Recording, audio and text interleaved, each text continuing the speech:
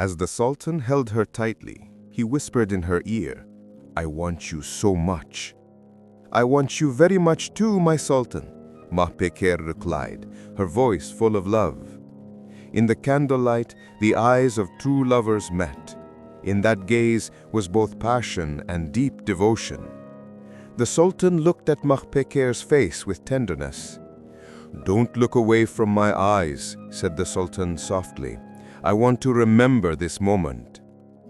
It was with these words from Mahpeker and the Sultan, before their bodies and destinies united, that on one of those nights, a heavy silence reigned in Mahpeker's chamber. The flickering light of candles cast dancing shadows on the hand-woven carpets on the walls, illuminating the secrets hidden in the corners of the room. Moonlight, filtering through the window, struck the pale face of the girl, transforming her into an angel. The whiteness of her silk nightgown merged with the transparency of her skin, while her hair, cascading from her delicate shoulders, resembled golden threads.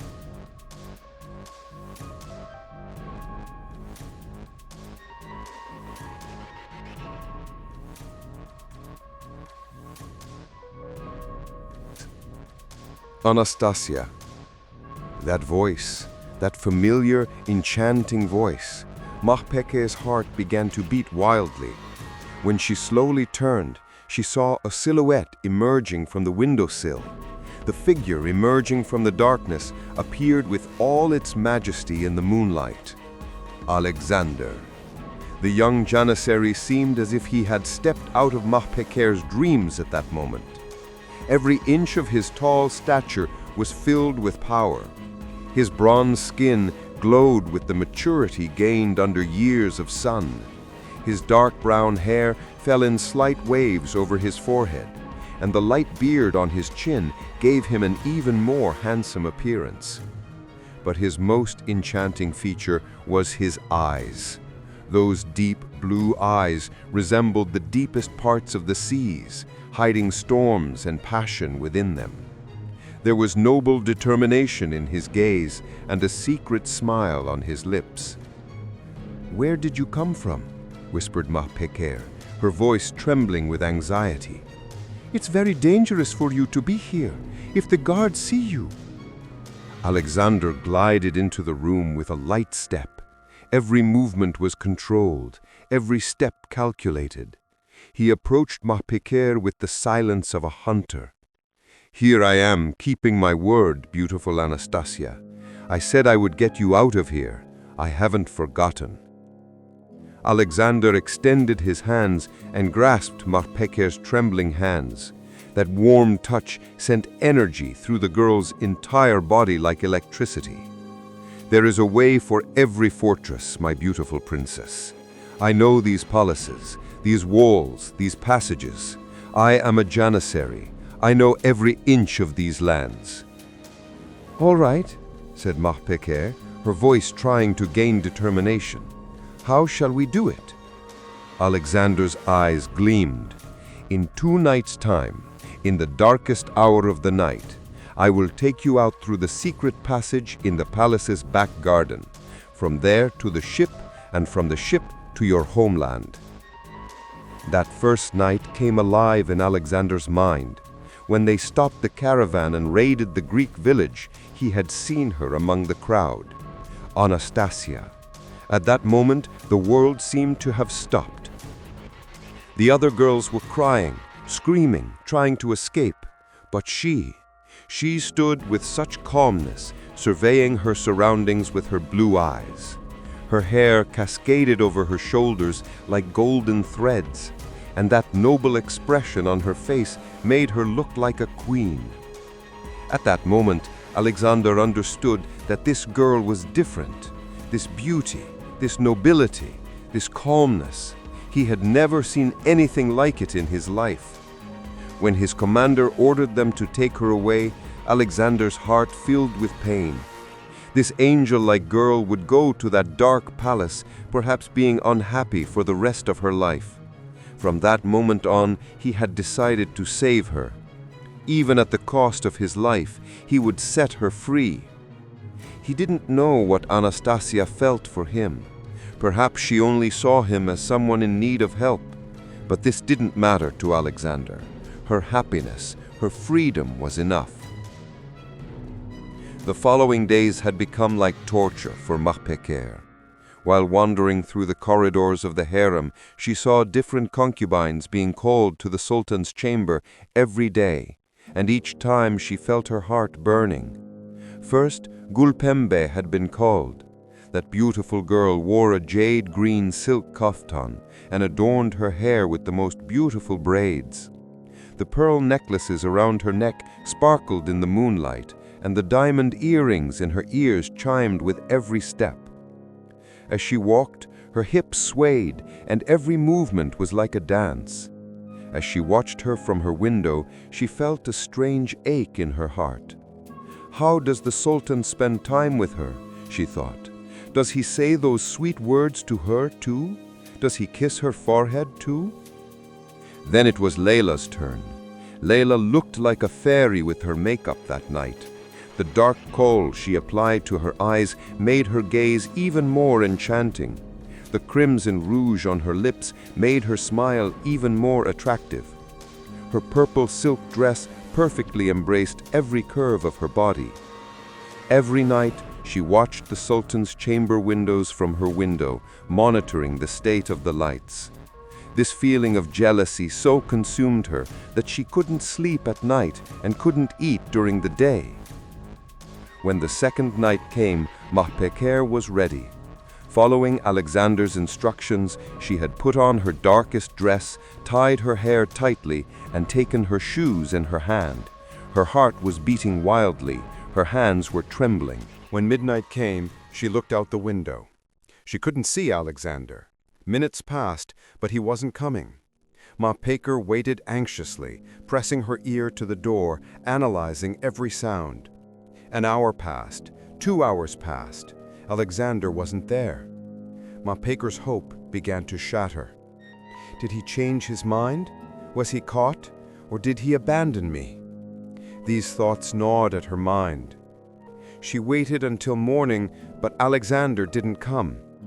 That night, she spent the dawn in disappointment and anxiety. On the third day, something unexpected happened. The palace's eldest stewardess, Shirin Kalfa, knocked on Mahpeker's door. "Mahpeker Hatun," she said, in her experienced, wise voice. "Our Sultan awaits you in the secret garden." Mahpeker's heart began to beat wildly. She chose one of her most beautiful dresses, a light blue silk kaftan with silver thread embroidery. She carefully combed her hair and applied some rose water. As she walked toward the secret garden, her steps were slow, but her heart was beating wildly. When she reached the entrance of the garden, she stopped. The Sultan hadn't arrived yet. Just then, she heard a familiar voice behind her. Anastasia. When she turned, she saw Alexander. The young janissary looked even more impressive in the sunlight, but this time there were bruises on his face, wounds on his hands and arms, a small cut near his right eye, swelling on his lower lip. "Alexander!" Mahpeker ran to him in fear. "God, what happened to you? Who did this?" "I came that night as I promised," said Alexander, his voice a mixture of pain and anger. "You were ready. I came to take you, but what happened, Alexander? Tell me." "4 men attacked me. The palace guards must have noticed me. I fought them for a long time. I did my best, but I couldn't come to save you." Mahpeker's eyes filled with tears. "I'm sorry, Alexander. You ended up like this because of me. I said you left me in a very difficult situation, but—" Alexander reached out and touched Mahpeker's face. "No, Anastasia, don't apologize. I haven't forgotten my word. I will help you escape, Anastasia. I will definitely find a way." Just then, a deep, familiar voice rose from behind them. "How do you know each other?" Both turned suddenly. Sultan Ahmed stood there. His tall, majestic posture, gold-embroidered kaftan, the plumed turban on his head. Mapeka panicked. We don't know each other, my Sultan. I just asked who he was." The Sultan looked at both of them suspiciously, but then he seemed to recognize Alexander. "Alexander, you're one of the soldiers I train with, aren't you? You're quite successful and tough. I prefer to fight with good soldiers to improve myself and become a better sultan." He turned to Alexander and continued praisingly. "You really are a talented janissary, but remember, no matter how strong you are, I am still your sultan and commander."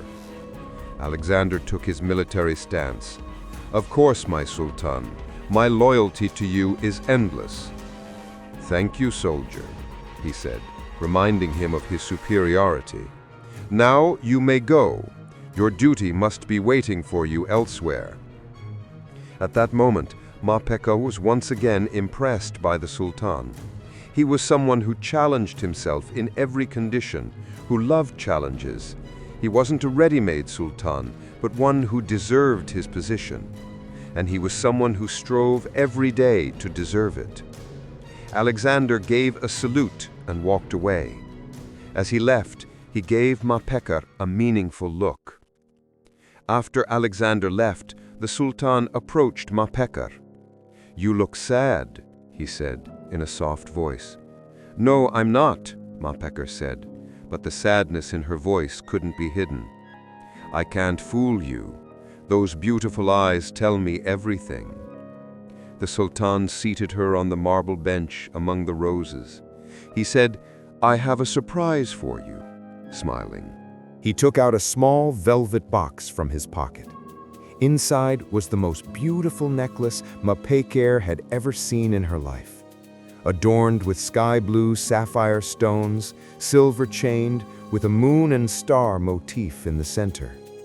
This is very beautiful," whispered Mapeka. "This necklace is a jewel my grandfather had specially made for my grandmother. He loved her very much. He gave her this necklace as a symbol of love." The Sultan took the necklace in his hand. "If you allow me, I would like to put it on you." Mapeka bowed her head. When the Sultan's hands touched her neck, that warm touch made her whole body shiver. When the necklace settled on her neck, she felt like a princess. "You look very beautiful," said the Sultan, breathless. "This necklace seems to have been made for you." Their eyes locked onto each other. At that moment, the world seemed to have stopped. "My Sultan," said Mapeka with a trembling voice, "I want to ask you something." "Ask?" If you really love me, why do you spend time with different concubines every day?" The Sultan's face fell. He took a deep breath. "Anastasia, if only everything were as simple as that. I am the Sultan of this world. There is great pressure on me for the continuation of the state. I need to have a male heir. The continuation of the dynasty depends on this." "I understand," but she was disappointed. "No, you don't understand," the Sultan, holding her hand, said. "My heart is only with you. The time I spend with those concubines cannot be compared to the time with you. You are the other half of my soul." These words melted Mapeka's heart, but still, she couldn't fully trust. "Are you sure?" The Sultan took her face in his hands. "I have never been so sure of anything." Then he gently kissed her forehead. That night, Mapeka was lost in thought in her room. Just then, the window was lightly tapped. It was Alexander. "Tomorrow night," he whispered. "Everything is ready. At midnight." Alexander, What? I'm not sure anymore." Alexander's face changed. "Why? Is that Sultan deceiving you?" "No, he really loves me, I think." "Anastasia, Alexander's voice sharpened. "He's a sultan. He has hundreds of concubines like you. You're just a toy to him." "Maybe it's not like that." Alexander approached, holding her hands. "I love you, Anastasia, with real love. You can't be happy in that palace. This is not your place." "Let me think one more night." "All right, but remember, tomorrow night is our last chance." The next day, the Sultan called for her again. When Mapeker entered, the Sultan embraced her. "How much I missed you," he whispered in her ear. That night they talked for a long time. The Sultan told her about his childhood memories, shared his dreams. "You know," said the Sultan, "I haven't been this open with anyone but you." "Why with me?" "Because you're different.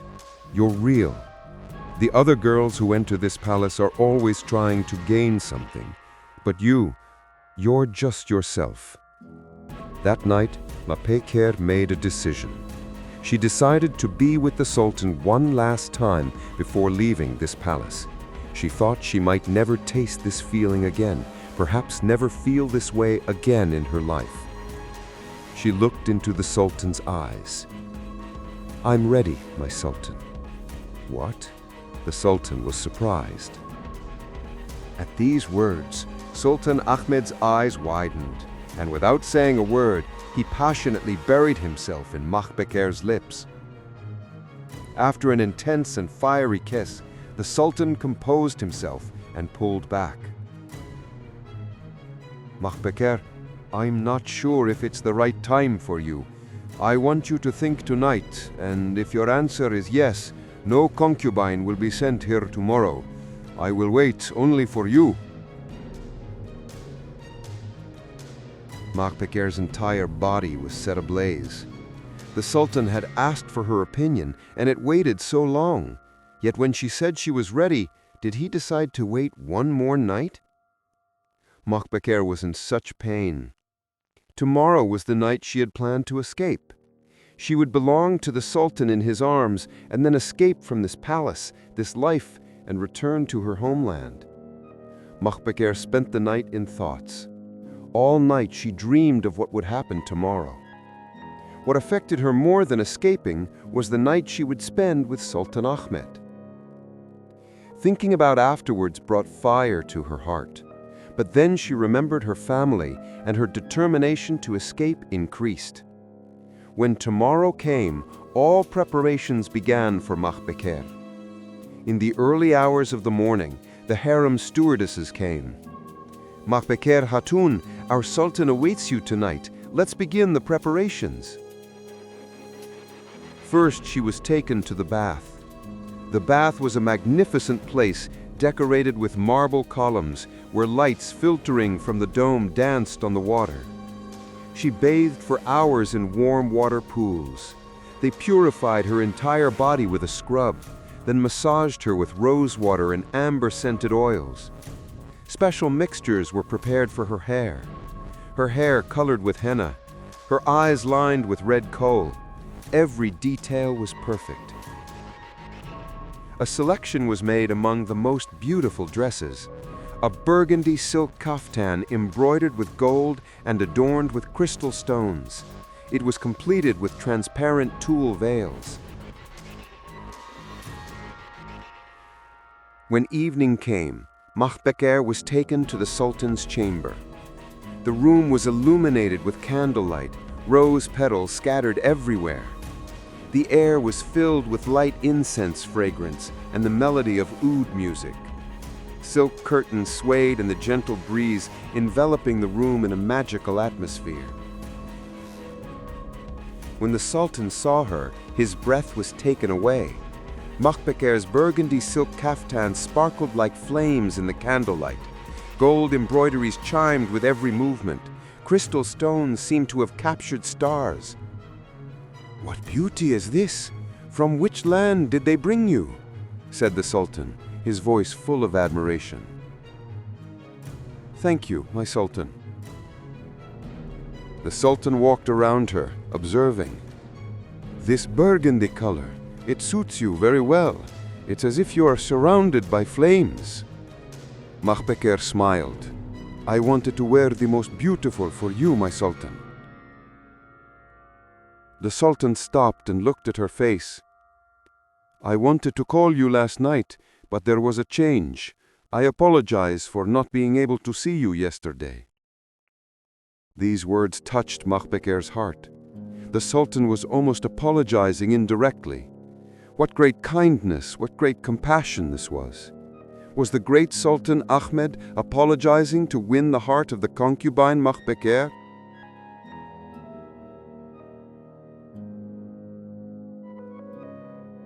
"My Sultan," said Mahpeker, gathering courage, "I was also sad for missing you, but now I'm here. This is enough for me."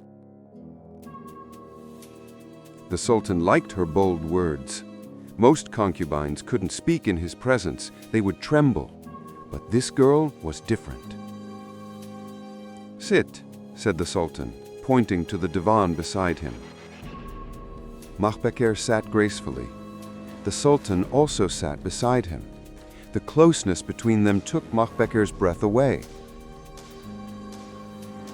"Tell me about yourself, Anastasia. From which land do you come? How did you find yourself here?" Mahpeker told her story, how she was taken from Greece, the journey, her arrival at the palace. The Sultan listened attentively. The rise and fall of her voice, the purity of her snow-white skin, her gently heaving chest. That voice, those expressions, sometimes like a little girl, innocent and fresh, suddenly becoming a woman matured by pain.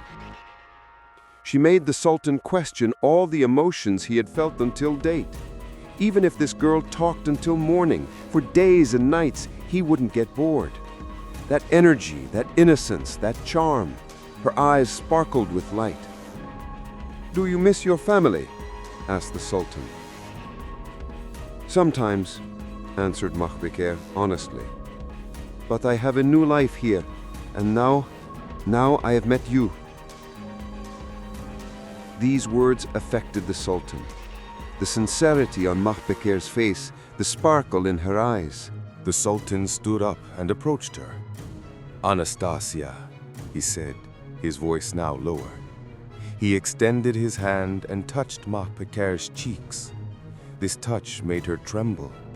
The Sultan's hands were strong but gentle. "Ahmed," whispered Mahpeker. The closeness between them had increased. The Sultan drew her to himself. Now their eyes were very close. What great excitement had seized her body. She didn't know what she was feeling. "Are you afraid?" asked the Sultan. Mahpeker raised her head and looked at him. "No," she said bravely. "I'm safe with you." This answer pleased the Sultan. He lowered his head and gently touched Mahpeker's lips. With this touch, the young woman's world changed. This first kiss was gentle and careful, as if the Sultan understood how sensitive she was. Mahpeker's heart was beating so fast that she had difficulty breathing. The Sultan moved his hands first on her chin, her neck, then on the exposed parts of her skin.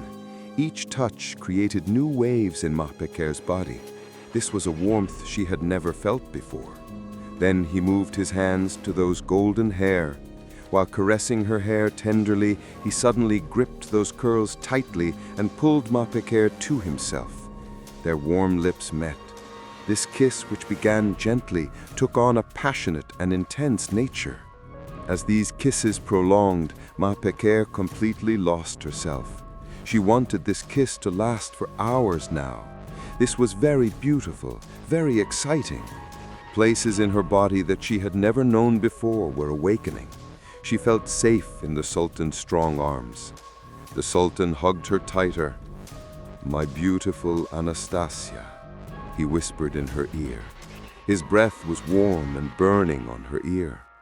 These words penetrated Mahpeker's soul. "My beautiful Anastasia." How beautiful this sentence was. It echoed in her ears. He had seen so many girls, but he couldn't remember feeling what he felt with this girl. For a moment, he thought of other concubines. How was it with them? He seemed to remember, but this comparison wasn't right, because this delicate, tender girl he was holding in his arms now was unique and drove him crazy every second. Being a sultan already meant having everything in the first place. Whatever he wanted was ultimately his. But from the first moment he saw this girl, his only desire wasn't to possess her. He wanted to know those beautiful eyes, to feel her soul deeply. He wanted to possess not only the body, but also the heart of this seemingly innocent but bold-eyed girl. This was a game of desire where soul and body intertwined. In this game, now the stage belonged to their bodies. "My beautiful Anastasia," he said, and he gently released the hair he had gripped. Now he wanted to explore this snow-white body with his hands. Under the fire-red fabric were Mahpeker's delicate shoulders, graceful waistline. There was a firm chest décolletage visible from the folds of her dress. He wanted to trace his fingers everywhere on her and watch the feelings he awakened in this girl. Mahpeker was making small moans with each touch. Each touch created a new tremor in her. These sounds were preparing the Sultan for the next step. He had seen many concubines in the nights of this palace, but few had challenged him with courage. Mahpeker was one of those girls. In this girl's gaze there was both invitation and a little shyness. The Sultan, reaching the peaks of pleasure from these small breaths, pulled the concubine firmly to himself. "You are very beautiful," he whispered in her ear. His breath was warm and burning on her ear. As the night progressed, two hearts grew closer to each other. The Sultan led Mahpeker to the edge of the bed. In the candlelight, Mahpeker's beauty was even more striking. The fire-red dress seemed to reflect the flames emanating from her body. But the Sultan now wanted more, and roughly untied the strings of her kaftan in one swift motion. Mahpeker was now ready for the next move. Was her body burning inside with fire, or had it really become hot? She helped the Sultan remove the kaftan. Inside was a thin nightgown of satin. This was perfect craftsmanship from the hands of the most talented tailors of the palace. It would suit anyone who wore it. Perhaps it was such a beautiful piece. But on Mahpeker's perfect, tender body, it was a masterpiece. In the places where candlelight reflected on the dress, Mahpeker's curved lines were visible. Her hips and legs were full and plump. She had a very thin waist. Her firm, full breasts were now too exposed to be hidden. The Sultan now examined her a little more. It was as if he was about to unwrap a gift. He didn't want to damage the packaging. He paused his earlier rough touches a bit. As if savoring this moment, he examined this girl in detail. Mahpeker was embarrassed. She covered her eyes with her hands and smiled, lowering her head. For the first time, she was so exposed in front of a man. The Sultan moved his hands to her hair again to initiate another moment of closeness. Those chestnut curls slipped through his fingers like silk. "This hair," said the Sultan, "like real flames. And these eyes," he looked into Mahpeker's green eyes, "they enchant me." This time, she undid the buttons on the Sultan's kaftan. The Sultan embraced Mahpeker. He gently laid her down on the silk coverings. He touched her lips again. Now Mahpeker was responding too, and this kiss was becoming even deeper. "Do not be afraid," he whispered in her ear. "I am with you. Everything will be beautiful." "How beautiful you are," murmured the Sultan, "as if you were created from moonlight." As the night deepened, the distance between two hearts had also diminished. In the flickering light of the candles, the young woman's beauty appeared even more enchanting. Among the silk sheets, her skin glowed like gold in the reflection of the candles. Ma Baker's golden hair had spread across the pillows, like weaves of fire. "My beautiful Anastasia," whispered the Sultan, his voice full of love. Ma Baker's heart was beating wildly. A warmth she had never felt before was spreading within her. The Sultan's presence both excited her and filled her with peace. "You have such soft skin," said the Sultan, as his fingers gently wandered over her hands and arms. "Like silk." Ma Baker closed her eyes, surrendering herself to the Sultan's tender touches. This closeness, these loving moments awakened completely different feelings in her. As the Sultan held her tightly, he whispered in her ear, "I want you so much." "I want you very much too, my Sultan," Ma Baker replied, her voice full of love. In the candlelight, the eyes of two lovers met. In that gaze was both passion and a deep connection. The Sultan looked at Ma Baker's face with tenderness. "Don't look away from my eyes," said the Sultan softly. "I want to remember this moment." These words deeply affected Ma Baker. As she looked into the Sultan's eyes, completely different feelings arose in her heart. In the silence of the night, only the crackling of candles and the beating of two hearts could be heard. Time seemed to have stopped. The world had become just that room. As the Sultan held Ma Baker, both of their breathing had quickened. This closeness between them, this magical moment, was carrying them both to a completely different world. Ma Baker was only feeling. The warmth inside her had spread throughout her body. In the Sultan's arms, she felt completely safe. And when that magical moment came, in the candlelight, two hearts found each other. Silently, deeply, their souls touched. Afterwards, as the Sultan lovingly held Ma Baker, both were filled with happiness. "You were perfect," whispered the Sultan, stroking her hair. "You are truly very special, my beautiful Anastasia." Ma Baker was crying from happiness. This night was more beautiful than she had ever imagined. The Sultan was not just a sultan, but also a very loving person. "I am very happy too," she said, resting her head on the Sultan's chest. "Very, very happy." The Sultan held her tighter. This young woman awakened completely different feelings in him. This was different, intense, full of love. Again and again their bodies met, until the Sultan fell exhausted among the sheets. But Anastasia's eyes were open, planning her escape in a corner of her mind. There were contradictions in her heart. How could she leave this magnificent night behind? But she thought of her family, her homeland. She stood up silently. She put on her dress, put the necklace the Sultan had given her around her neck. She looked at the Sultan one last time. How handsome he looked, even while sleeping. She kissed his forehead silently. "Forgive me," she whispered. Alexander was waiting at the secret passage. When he saw Ma Baker, his eyes filled with tears. "Are you ready?" "Yes." But her voice had no determination. "Anastasia, I'm asking for the last time. Are you sure?" Ma Baker touched the necklace the Sultan had given her.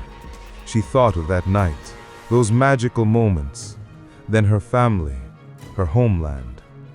"Yes," she said finally. "Let's go." But her heart was breaking into pieces. At dawn, Sultan Ahmed opened his eyes. He reached to the right side of the bed. The bed was empty. Anastasia was gone. An arrow pierced his heart. "Anastasia," he whispered in pain. Where could Anastasia have gone from his side? He looked around the room, searching for her traces, but she wasn't there. Ma Baker was no longer a child. That night she had become a woman in the Sultan's arms. But at the same time, she had learned to listen to the voice of her heart. She had to make a choice between two loves, Sultan Ahmed's love or the love of freedom. This decision would not only change her fate, but the course of history. In Chapter 5, will Ma Baker succeed in escaping? What will the Sultan do when he learns of her escape? And who will prevail in this love triangle? Alexander's love or the Sultan's passion? Kosem's story continues, because the greatest loves are written with the greatest sacrifices. Don't forget to follow, subscribe, and turn on the notifications to stay updated with our next episodes. And if you'd like to see this story continue, let us know in the comments. Your words keep our stories alive.